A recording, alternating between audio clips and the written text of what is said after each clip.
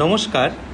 এখন আমার আলোচনার বিষয় হল ভারতের পার্লামেন্টের আইন পাস পদ্ধতি। আমরা সকলেই জানি এই ভারতবর্ষের আইনসভার সবচেয়ে গুরুত্বপূর্ণ কাজ হচ্ছে আইন প্রণয়ন। কারণ সকলেই জানি যে আইন যদি প্রণীত না হয় তাহলে সেই আইন অনুযায়ী কখনোই শাসন কাজ পরিচালনা সম্ভব নয় এবং পরবর্তী স্তরে বিচার কার্য সম্ভব নয়, মানে সেই পর্যায়ে আমরা কেউ পৌঁছাতে পারবো না। তাই একটি সুষ্ঠু সমাজ গড়ে তুলতে গেলে সরকারের যে তিন কাঠামো, আইন বিভাগ, শাসন বিভাগ, বিচার বিভাগ, এই তিনটের কিন্তু সমভাবে প্রয়োজন এবং তার মধ্যে সর্বোপরি গুরুত্বপূর্ণ ভূমিকা পালন করে থাকে ভারতীয় পার্লামেন্টের আইন বিভাগ। পার্লামেন্টের আইন বিভাগ মানে পার্লামেন্টটাই তো আমাদের আইন বিভাগ বা আইনসভা বলে পরিগণিত বা সংসদ। তা সেই সংসদের আইন প্রণয়ন হচ্ছে গুরুত্বপূর্ণ বিষয় এবং যুগের সাথে তাল মিলিয়ে অন্যান্য দেশের আইনসভার মতো আমাদের ভারতীয় পার্লামেন্টেও কিন্তু নতুন কিন্তু আইন সবসময় প্রণীত হচ্ছে এবং সেই আইন কিভাবে পাশ হয় সেটাই হচ্ছে আজকের আমাদের আলোচনা বিষয়। শুধু আইন পাশই নয়, সেই আইনের সংশোধনও কিভাবে হবে সেটাও আমার আলোচনার মধ্যে তুলে ধরব। যাই হোক, আমি পরবর্তী স্লাইডে আমি সেই সম্পর্কেই আলোচনাকে আমি বাড়িয়ে নিয়ে যাব যে আজকের দিনে আইনসভার গুরুত্ব কতখানি বা আইনসভার কাজ কি।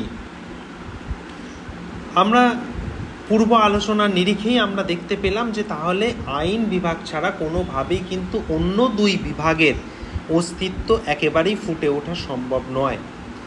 তাহলে আইন বিভাগ যদি আমাদের ভিত্তি হয় তাহলে ওগুলো হচ্ছে পরিকাঠামো। তাই সেই ভিত্তিকে কিন্তু আমাদেরকে অবশ্যই সঠিকভাবে গড়ে তুলতে হবে, প্রয়োজনে সংশোধন করতে হবে বা পরিমার্জন করতে হবে। তবে আমি এই স্লাইডে আইন মানে যে সকল আইন পাশ হয় বা আইন প্রস্তাব, মানে আইন তো প্রথমে প্রস্তাব আকারে আসে একটি বিলের মাধ্যমে। তা সেই বিল মোটামুটিভাবে দু রকমের হয়ে থাকে। একটা হচ্ছে সরকারি বিল বা গভর্নমেন্ট বিল, একটা হচ্ছে প্রাইভেট মেম্বার্স বিল বা যেটাকে আমরা বেসরকারি বিল বলে থাকি। এখানে খুব সহজেই, মানে আমি যদি একেবারে সহজেই বলি তাহলে জানবো যে গভর্নমেন্ট বিল বলতে শুধুমাত্র বোঝায় যে সরকারি মন্ত্রীরাই যে সকল বিল উত্থাপিত করে, আর প্রাইভেট মেম্বার মানে আমরা বলতে চাইছি যে মন্ত্রী নয় এমন সদস্য যারা আছে তারা যখন বিল উত্থাপন করবে সেটা হচ্ছে প্রাইভেট মেম্বার বিল। অর্থাৎ যদি একটু বিস্তারিত বলতে হয়, কোনো মন্ত্রী দ্বারা উত্থাপিত বিলকে সরকারি বিল বলছে, আর যখন সাধারণ সদস্য কোনো বিল উত্থাপন করবে সেটাকে বলা হচ্ছে বেসরকারি বিল, যেটা একটু ভালো ভাষায় বলতে গেলে। এবং বেসরকারি বিল উত্থাপনের জন্য অন্তত কিন্তু 1 মাস আগে নোটিশ করতে হবে, কিন্তু লোকসভার অধ্যক্ষ বা রাজ্যসভার অনুমতি নিয়ে 1 মাস আগেও কিন্তু বিল পাস করা যেতে পারে। মানে হতে পারে 1 মাস আগে নোটিশ দিতে হবে, আর না হলে তাদের যদি অনুমতি হয় তাহলে সেই অনুমতি সাপেক্ষেও করা যেতে পারে। কিন্তু মাথায় রাখতে হবে সরকারি বিলের ক্ষেত্রে এই রকম এত কঠিন নিয়মের কিন্তু বিষয় নেই। এবং সরকারি বিল নিয়ে বা বেসরকারি বিল নিয়ে কিছু তফাৎ আছেই, কারণ সরকারি বিলের ন্যায় বেসরকারি বিল কিন্তু অবশ্যই উত্থাপন এবং আলোচনার জন্য নির্দিষ্ট দিন ধার্য করা হয় না, এবং সরকারি বিল কিন্তু যেদিন খুশি সেদিন তুলে দেওয়া যেতে পারে। কিন্তু বেসরকারি বিল তুলতে গেলে ওই যে বললাম 1 মাস আগে অনুমতি নিতে হবে। শুধু তাই নয়, সমস্ত বেসরকারি বিলের প্রস্তাবগুলিকে বিবেচনার জন্য একটা কমিটি করা আছে। সেই কমিটিটার নাম হচ্ছে committee on private members bills and resolutions, মানে কোনো বিলকে, বেসরকারি বিলকে তুলতে গেলে এখানে কিন্তু একটা প্রাইভেট মেম্বার, একটা কমিটি আছে এবং সেখানে সেটা বিল হবে এবং রেজুলেশনস হবে, তবে সেই বিলটা কিন্তু উত্থাপিত হয়। কিন্তু সরকারি বিলের ক্ষেত্রে এসবের কোনো প্রয়োজন নেই, এমনিই মন্ত্রীরা কিন্তু তুলে দিতে পারে। এটা কিন্তু একটা ভীষণ বড় বিষয়। যাই হোক, এটা আমি সরকারি বিল এবং বেসরকারি বিলের ক্ষেত্রে আলোচনাকে তুলে ধরলাম। এরপরে আমি আলোচনায় আসব, এখানে স্লাইডে লেখা আছে স্টেজেস অফ ল মেকিং, অর্থাৎ আইনটা কিভাবে তৈরি হয়। আমরা আইনের কথা বলতে গিয়েই আমরা বিলের কথা বললাম এবং বিলের কথা বলতে গিয়ে আমরা দু ধরনের বিল আলোচনা করে ধারণাটা পরিষ্কার করলাম। এইবার সেই বিলটি কিন্তু আলোচনা হবে এবং সেই বিলের বিভিন্ন রকম পাঠ করার পরে সেটি আইনে পরিণত হবে। একটু দেখে নেওয়া যাক যে আসল বিষয়টি কি। সংবিধানের 107 নং ধারা অনুসারে আমরা সকলেই জানি, বা আগের আমার ভিডিওতে বলা আছে, যে অর্থ বিল বা অন্যান্য অর্থ সংক্রান্ত বিল ছাড়া যে কোনো বিল যে কোনো কক্ষেই তোলা যায়, কারণ অর্থ বিল শুধুমাত্র লোকসভাতেই উত্থাপিত করতে হয় প্রথমে, এবং এই যে কোনো সাধারণ বিলকে আইনে পরিণত করতে গেলে কতগুলো পর্যায়ের মধ্যে দিয়ে আসতে হয়। যেমন ফার্স্ট রিডিং আমি স্লাইডে লিখেছি, সেকেন্ড রিডিং অবশ্যই লেখা আছে, থার্ড রিডিং লেখা আছে। প্রথম রিডিংয়ে আমি স্লাইডে ছোট করে লিখেছি ইন্ট্রোডাকশন অফ দ্য বিল। আমি আলোচনায় আসছি, কিন্তু খুব সহজে বুঝতে গেলে যে বিল সম্পর্কে একটা ইন্ট্রোডাকশন দেওয়া হবে, যে বিলটি আইনে রূপান্তরিত করতে চলেছি আমরা, সেই বিলের সম্পর্কে একটি ইন্ট্রোডাকশন দেওয়া হবে। সেকেন্ড রিডিংয়ে বলছে কি, একটা জেনারেল ডিসকাশন হবে, একটা সাধারণ আলোচনা হবে, এবং যদি প্রয়োজন হয় সেই আলাপ আলোচনার মাধ্যমে দর কষাকষির মধ্যে যদি কিনা সমাধান হয়ে যায় ভালো, আর না হলে প্রয়োজনে বিভিন্ন কমিটির কাছে প্রেরণ করতে হবে।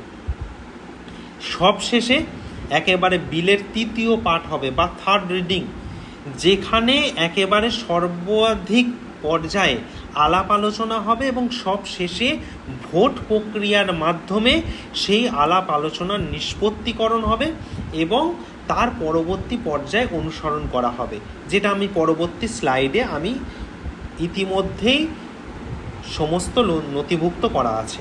যাই হোক, আমি একটু বিলের প্রথম পাঠ সম্পর্কে বলে নিই। এই বিলের প্রথম পাঠ বা ফার্স্ট রিডিং হচ্ছে কোনো বিল পাসের প্রথম পর্যায়। এই পর্যায়ের বিষয় হচ্ছে যে কোনো একটি বিলের কপি সকল সদস্যদের মধ্যে বিতরণ করে দেওয়া, এবং যদি সম্ভব হয় তাহলে সেটাকে একটু খুঁটিয়ে দেখে নিতে হবে, এবং দেখে নেওয়ার পরে লোকসভার ক্ষেত্রে অধ্যক্ষ এবং রাজ্যসভার ক্ষেত্রে সভাপতি থাকবে, এবং আমরা সবাই জানি সভাপতিত্ব করবেন উপরাষ্ট্রপতি। যদি তিনি না থাকেন তাহলে তার অবর্তমানে একজন সভাপতিত্ব করবেন, তার হাতে তুলে দিতে হবে, এবং সভার অনুমতি পেলে অনুমোদন পেলে সেই বিলটি সবাই আবার পুনরায় তুলে ধরা হবে এবং বিলের ওপর একটু আলাপ আলোচনা তোলা হবে। আলাপ আলোচনার মধ্যে প্রথম পাঠের কি নথিভুক্ত বিষয় না, প্রথম পাঠে কিন্তু বিলটির শিরোনাম, মানে বিলটির যে টাইটেল থাকবে সেটা নিয়ে আলোচনা হবে। বিলটির কি উদ্দেশ্য, মানে যে বিলটিকে আমরা আইনে রূপান্তরিত করব সেই বিলটির আসল উদ্দেশ্য কি, বা কোন মূল নীতিগুলো কি কি, এই বিষয়গুলো কিন্তু সরকারি গেজেটের মাধ্যমে তুলে ধরা হবে। যদিও বিলের আবার দ্বিতীয় পর্যায়ে কি বলা হচ্ছে না, দ্বিতীয় পর্যায়ে বা সেকেন্ড রিডিংয়ে বলা হচ্ছে যে অবশ্যই বিলটিকে আবার পুনরায় উত্থাপন করা হবে এবং যে কক্ষে উত্থাপিত হবে সেই কক্ষ বিলটিকে বিবেচনা করবে, এবং বিলটি বিবেচনা করার পরে আমি স্লাইডে দেখিয়েছিলাম can be send to committee, মানে যদি প্রয়োজন হয় কমিটিতে পাঠাবে। তাই বিলটি এই দ্বিতীয় পাঠে আলাপ আলোচনার পরে বিলটিকে কিন্তু প্রয়োজন অনুসারে সিলেক্ট কমিটির কাছে পাঠানো হবে, এবং সেই সিলেক্ট কমিটির পাঠানোর পরে বিলটি সম্পর্কে আবার জনমত নেওয়া হবে এবং সেই বিল সম্পর্কে প্রচার করা হবে এবং বিলটির তারপরে উভয় কক্ষের একটি বৈঠকে সেই বিলটি নিয়ে আলাপ আলোচনা করতে হবে এবং মূলনীতি বা উদ্দেশ্য সেগুলো নিয়েও কিন্তু সবিস্তারে আলোচনা করতে হবে। কারণ এখানে লিখেই দিয়েছে জেনারেল ডিসকাশন শুধু নয়, ক্লজ বাই ক্লজ এক্সামিনেশন, মানে প্রতিটি ধারা উপধারাগুলোকে নিয়ে ভীষণভাবে আলোচনা করতে হবে। এর পরবর্তীতে আমি বলেছিলাম যে বিলটি যদি প্রয়োজন হয় কমিটির কাছে পাঠাতে হবে। তাহলে যদি কমিটির কাছে পাঠাতে হয় তাহলে শুধু সিলেক্ট কমিটিই নয়, কিন্তু সিলেক্ট কমিটির ছাড়াও আরও বেশ কিছু কমিটি আছে বিভিন্ন বিষয়ের ওপর নির্ভর করে। সেই কমিটিগুলিতে বিলটি পাঠাতে হবে এবং সেই কমিটিগুলির থেকে প্রয়োজনীয় ফিডব্যাক আসবে এবং তারা সেগুলোকে সুপারিশ করবে এবং প্রয়োজন হলে কমিটি কিন্তু বিলের সংশোধনও করতে পারে এবং তারপরে যে সকল কমিটির কাছে পাঠানো হয়েছিল তারা কিন্তু একটা সবিস্তারে রিপোর্ট দেবে এবং সেই রিপোর্টগুলোকে কিন্তু আবার আমরা যথাবিহিত উপায়ে আমরা কিন্তু সেগুলোকে সাজিয়ে গুছিয়ে দেখব এবং প্রয়োজনে জনমত নেবার জন্য জনগণের নিকট সেগুলোকে কিন্তু আবার প্রচারও করব। এবং শুধু তাই নয়, এই দ্বিতীয় বিল পাঠের মধ্যেই আমরা কিন্তু বিভিন্ন কমিটি যে রিপোর্টগুলো দিয়েছে বিভিন্ন বিলের বিভিন্ন ধারা উপধারা সম্পর্কে, সেগুলো কিন্তু পরবর্তীতে বিল পাঠের সময় বা তার আগে অন্তত একদিন আগে সেগুলোকে বিজ্ঞপ্তি দিয়ে এবং ধারা উপধারা সম্পর্কে এই তৃতীয় পাঠে বা থার্ড রিডিংয়ে যাওয়ার আগে কিন্তু একটা ভোটাভুটি করে নিতে হবে। করে নেবার পর সব শেষে কিন্তু আমার আসবে থার্ড রিডিং। আমার স্লাইডে সব শেষে যেটা আমি দেখিয়ে রেখেছি, মানে ফাইনাল ডিসকাশন অ্যান্ড ভোটিং। আমি এখানে দেখতেই পাচ্ছি যে এইটা হচ্ছে ফাইনাল ডিসকাশন, মানে এটা হচ্ছে একেবারে চূড়ান্ত পর্যালোচনা। অর্থাৎ আমার উপরোক্ত ক্ষেত্রে উপরোক্ত দুটি পর্যায়ে যে সকল আলোচনা হলো, ভোটাভুটি হলো, তার নিরিখে পুনরায় এখানে চূড়ান্ত আলোচনা হবে এবং একেবারেই এখানে প্রয়োজনে উভয় পক্ষের আলাপ আলোচনা তো আছেই এবং সামগ্রিকভাবে যতটুকু গ্রহণ করলে হয় ততটুকুই গ্রহণ বা বর্জন সেগুলোকে করে নিতে হবে এবং যেদিকে ভোটের পরিমাণ বেশি থাকবে সেই দিকের সিদ্ধান্ত মোতাবেক এবং প্রয়োজনে ভোটাভুটি করে নিয়ে এবং শুধু এক কক্ষের আলোচনার ভিত্তিতে নয়, কিন্তু যেহেতু এটা আইনে পরিণত হবে তাই উভয় কক্ষের কাছেই সেটাকে পাঠিয়ে দিতে হবে এবং পাঠিয়ে দিয়ে সেইটাকে কিন্তু অবশ্যই সেটাকে কিন্তু সঠিক জায়গায় প্রেরণ করতে হবে। এটা কিন্তু তৃতীয় পাঠ। যদিও তৃতীয় পাঠের মধ্যে আমি পরবর্তী স্লাইডে লিখেছি যে কিভাবে বিলটি বোথ হাউসে পাস হচ্ছে, তা সেটা হচ্ছে বিলের ওপর কিন্তু এই যখনই উভয় পক্ষে পাঠানো হবে তখনও কিন্তু নতুন করে কিছু সংশোধনী আসবে। এটা কিন্তু বিলের তৃতীয় পাঠের অন্তর্ভুক্ত বিষয় এবং সেটাকে পাঠিয়ে দেওয়ার পরে সেখানে দেখো এখানে লেখা আছে bill must be passed by both Lok Sabha আর রাজ্যসভা। মানে চূড়ান্ত বলে যদি পরিগণিত হয় বা তারা যদি মনে করে তাহলে সেটা কিন্তু অবশ্যই রাজ্যসভা এবং লোকসভা মিলে সেটাকে কিন্তু প্রয়োজনে যদি প্রয়োজন হয় যে এটাকে আরও চূড়ান্ত অবস্থায় বা বিলটি আইনে পরিণত হবে বা হতে পারে, যদি না পরিণত হয় তাহলে কিন্তু এখানে পরিষ্কার বলা আছে if Rajya Sabha and Lok Sabha suggest এখানে অ্যামেন্ড করতে পারে বা প্রয়োজনে কিন্তু গ্রহণ করতে পারে অথবা একেবারে বর্জন করে দিতে পারে। এটা কিন্তু এই পর্যায়ে অধিকার আছে। কিন্তু আমি পরবর্তীতে দেখাচ্ছি যদি তারা উভয় পক্ষ অ্যাকসেপ্ট করে বিলটিকে গ্রহণ করে নেয় তাহলে গ্রহণ করে নেওয়ার পরে কিন্তু রাষ্ট্রপতির একটা কাজ চলে আসবে।